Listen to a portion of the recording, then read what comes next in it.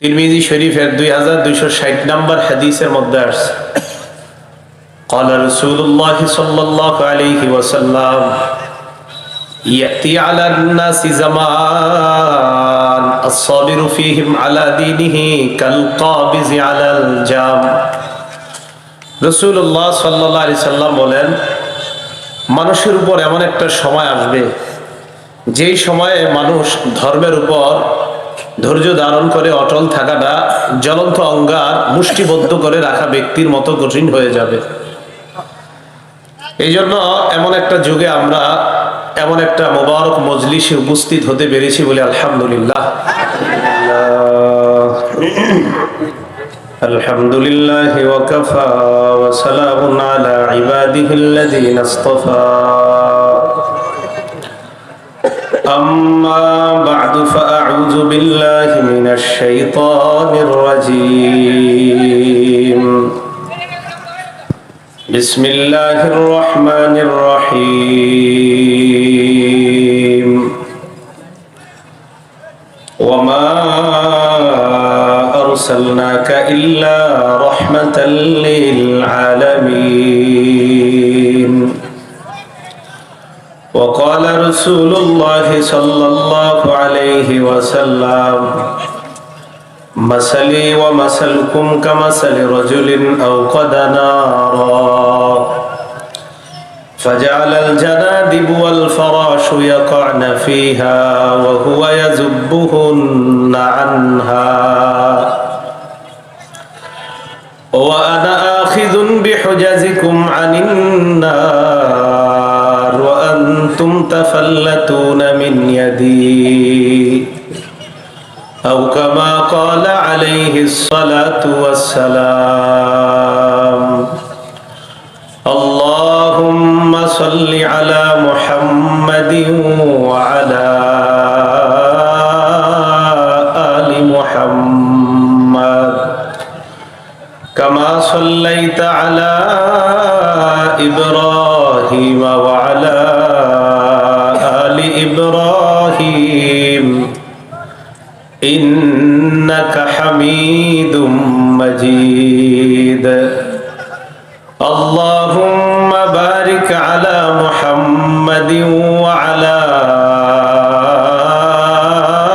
آل محمد كما باركت على إبراهيم وعلى آل إبراهيم إنك حميد مجيد سبحانك لا علم لنا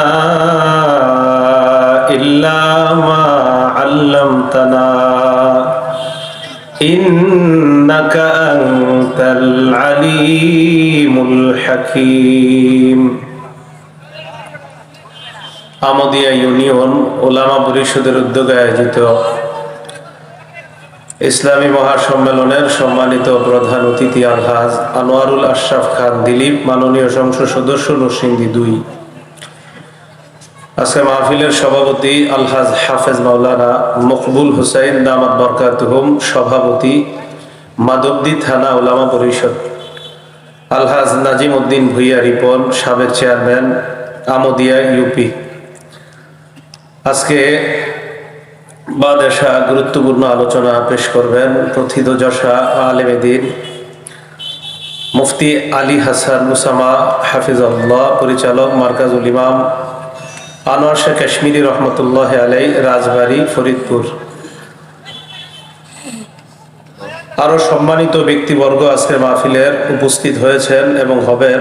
আমন্ত্রিত হযরত উলামায়ে কেরাম, সামনে উপবিষ্ট মুসলমান ভাইয়েরা, পর্দার আড়ালের অবস্থানরত মা বোনেরা, আল্লাহ পাক রব্বুল আলামিনের দরবারে শুকরিয়া আদায় করছি। আল্লাহ আমাদেরকে এই মাহফিলে উপস্থিত হওয়ার তৌফিক দান করেছেন, সকলে বলি আলহামদুলিল্লাহ। আমরা এমন একটি সময় আছি যে সময়টাকে বলা হয় আইয়ামুস সবর, ধৈর্যের যুগ। আবু দাউদ শরীফের 4341 নম্বর হাদিসের বর্ণনা, রাসূলুল্লাহ সাল্লাল্লাহু আলাইহি ওয়াসাল্লাম ইরশাদ করেন, ইন্না মিন ওয়ারাইকুম আইয়ামাস সাবর, তোমাদের পরে ধৈর্যের যুগ আসবে। ওই যুগের মধ্যে দ্বীনের উপর ধৈর্য ধারণ করে অবিচল থাকা এতটা কঠিন হবে, জ্বলন্ত আগুন হাতের মধ্যে রাখা যতটা কষ্টকর হবে। রাসূলুল্লাহ সাল্লাল্লাহু আলাইহি সাল্লাম বলেন, লিল আমিলি ফিহি মিসলু আজরি 50 রাজুলা। ওই জামানায় একজন আমল করলে আল্লাহ তাকে 50 জনের সওয়াব দান করবেন। সাহাবাদের মধ্য থেকে প্রশ্ন করা হলো, ইয়া রাসূলুল্লাহ, আজরু 50 মিনহুম, আপনি যে 50 জনের সওয়াবের কথা বললেন, এই 50 জন কি ওই যুগের 50 জন, মানে আমরা যেই যুগে আছি এই যুগের 50 জন কিনা? সাহাবারা রাসূলুল্লাহ সাল্লাল্লাহু আলাইহি সাল্লামের কাছে জানতে চাইলেন। রাসূল সাল্লাল্লাহু আলাইহি সাল্লাম বললেন, আজরু 50 মিনকুম, তোমরা সাহাবারা 50 জন আমল করলে যে সওয়াব, ওই যুগে এক ব্যক্তি আমল করলে তোমাদের 50 জনের সওয়াব দান করবে। এটা হলো আইয়ামুস সবর। তিরমিজি শরীফের 2260 নম্বর হাদিসের মধ্যে আসছে, قال رسول الله صلى الله عليه وسلم يأتي على الناس زمان الصابر فيهم على دينه كالقابض على الجام।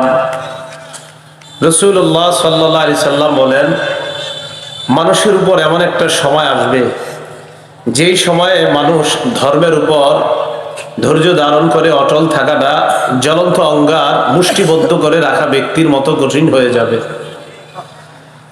এই জন্য এমন একটা যুগে আমরা এমন একটা মোবারক মজলিসে উপস্থিত হতে পেরেছি বলে আলহামদুলিল্লাহ। কয়েকটা বিষয় আপনাদের সামনে আমি পেশ করব। সূরাতুল আম্বিয়ার 107 নম্বর আয়াতে কারিমা তেলাওয়াত করলাম রাসূল সাল্লাল্লাহু আলাইহি সাল্লামের শানে। প্রথম কথা, আমাদের নবীজির পরে আর কোনো নবী নাই, বলেন তো সবাই, আর কোনো নবী নাই।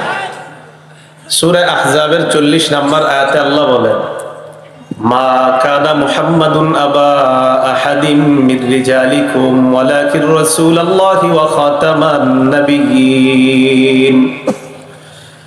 মুহাম্মদ সাল্লাল্লাহু আলাইহি ওয়াসাল্লাম তোমাদের কারো পুরুষের পিতা নন, তবে তিনি আল্লাহর রাসূল এবং শেষ নবী। রাসূল সাল্লাল্লাহু আলাইহি সাল্লাম যে শেষ নবী, এই ঘোষণা কার? তাহলে এই ঘোষণায় যদি কারো সন্দেহ থাকে, ঈমান থাকবে না। সহিহ বুখারী 3535 নম্বর হাদিসের বর্ণনা, 3535।